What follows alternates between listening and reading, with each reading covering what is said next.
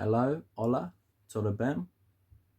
I like history, however, my non European historical knowledge is very limited, so I'm going to be reacting to an animated history of Brazil. This episode is brought to you by Squarespace. Use the offer code Sweeney to get 10% off your brand new website. In 1493, Genoese sailor Christopher Columbus returned to Spain with news of undiscovered islands, later recognized to be the New World. 5 years later, Portuguese sailor Vasco da Gama successfully rounded the Cape of Good Hope and found a southern route to India. The age of exploration had begun. The two rival kingdoms met together and drew two lines on the globe dividing the world into two spheres, with monopolies granted to a Portuguese half and a Spanish half. While the Spanish set about conquering the New World and the Portuguese established a trade empire in the Indian and South Atlantic Oceans, neither side were aware of the small piece of the American continent which lay in Portugal's half of the globe.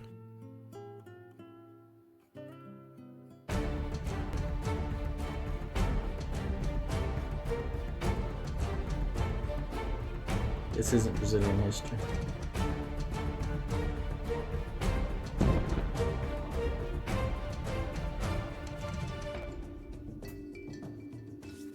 Before European discovery, South America was inhabited by numerous Native Americans who had migrated from the north either by land or by shallow coastal sailing. We aren't entirely sure. These early migrants lived in harsh conditions in the most diverse bioecosystem in the world. These native groups subsisted mostly on agriculture, but there were some hunter-gatherer communities as well. And before you ask in the comments, yes, there were some cannibals. Most of these tribes lived on the coast and were broadly categorized into Tupi and Tapawea, although the diversity did not make too much of an impression on the Europeans. Here to help me out with early Brazil is Joe from the channel Jabsy. Upon Vasco da Gama's successful return from rounding the African continent in 1499, the Portuguese decided to begin trade in the Indian Ocean. Pedro Alvarez Cabral left the following year for India. Getting blown wildly off course during his southward voyage, he sighted land on the 22nd of April 1500, and a few days later landed at Porto Seguro. They named the locals they met as Indians, just like the inhabitants of the West Indies. But although nearly 95 times its size, Brazil's population was just short of Portugal's at just under 3 million. This land was east of the Tordesillas line, and so was declared for Portugal. The locals traded with the Portuguese for pau-brasil, a wood with a red dye used in Europe. But the trade post was seen as largely inferior to the colonies in Africa and India. However, when the French began importing Brazil wood themselves, Portugal made a more concerted effort to settle in the area. And for the second part of this collaboration, visit my channel at Jabsy with the link on screen or in the description box below. Early Brazil was divided into 15 colonies and granted to wealthy Portuguese elites. The only successful one, however, was São Vicente Island, which made a moderate profit buying native slaves. So the failing colonies were returned to the Portuguese crown in 1549 and a governor was appointed. Merchants and missionaries were the first to settle. They built a capital city, Salvador, and began trading in the Todos os Santos Bay, mostly in the new cash crop, sugar. To help promote the economy, a group called Bandeirantes was sent to explore the land for minerals and slaves, which increased settlement for the export economy. Slaves became more valuable as natives died from European diseases in large numbers. Missionaries were also very active at this time, mostly Catholic Jesuits who founded the city of Sao Paulo as a missionary school just a few kilometers inland from São Vicente. Another bay, Port January, was established as a French colony called Vilcanhon Island before the Portuguese kicked them out and renamed it São Sebastião do Rio de Janeiro. When Portugal got busy during a succession crisis in Europe, the newly independent Dutch Republic very briefly swooped in and took over large parts of the colony. It didn't last long, but it did inspire them to put more resources into settling Dutch Guiana.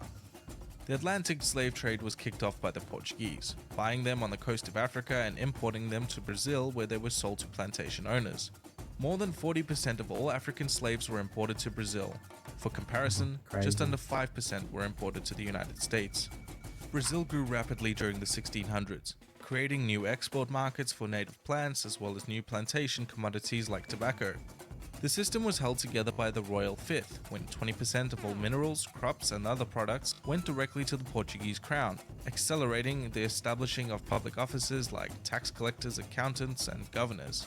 When gold was discovered in the 1700s, the slavery economy boomed, and exploration of the interior was accelerated to look for new minerals. They opened up new markets to trade with the Spanish Empire and the Rio de la Plata, but when this area became overrun with pirates and smugglers, the Spanish and the Portuguese met to establish a shared border control in 1750. Brazilian culture was becoming increasingly more diverse. Europeans, Indians, and slaves met to form mixed-race groups called pardos, such as the mulattos, cafuzos, and mestizos, with countless numbers of creoles and ethnic identities. Brazil was to become much more important to the Portuguese crown in the 1800s, thanks in large part to Napoleon. When the Iberian Peninsula was invaded and occupied, the royal family legged it to Rio, where they set up the government during the war. After returning to Lisbon, the king's son, Prince Regent João, declared Brazil independent and crowned himself emperor. A brief independence war ensued where the Portuguese found themselves battling not only the Brazilian army, but also thousands of civilian militia. Sounding familiar? The Empire of Brazil, however, failed to enact the changes that the wealthy landowners and the liberal elites had overthrown the Portuguese for in the first place, and so the nation was plagued by socialist insurgencies, slave rebellions, and even a republican movement in the Rio Grande do Sul, supported by the Italian nationalist Giuseppe Garibaldi. They spent thousands on wars with the newly independent South American nations as well. Investment in Brazil showed no signs of slowing down. Coffee, which grew extremely well in the Brazilian climate, became the new Still cash is, crop, isn't it? as well as Coffee. markets in timber and rubber. Eventually, the rate of immigration to Brazil was so high that it obviated the need for slaves, and the practice was ended in 1888. The empire came to an end inspired by the ideals of republicanism and the Enlightenment, and soon a military coup placed Deodoro de Fonseca as the country's first president, the United States of Brazil. Jabzi, whom I collaborated with on this project, covered over on his channel the Vargas era as well as the military dictatorship that followed, which led Brazil into the 21st century. So check that out when you're done here.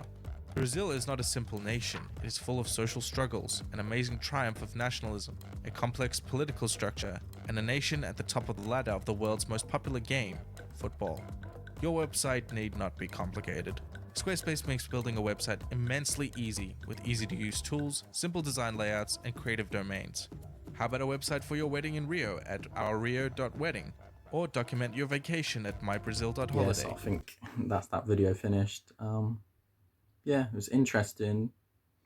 Very brief overview. I've read like a little bit about Brazilian history, but it's interesting and definitely something to look into much further. But yeah, thank you for watching. If you enjoyed this video, please like and subscribe. Thank you.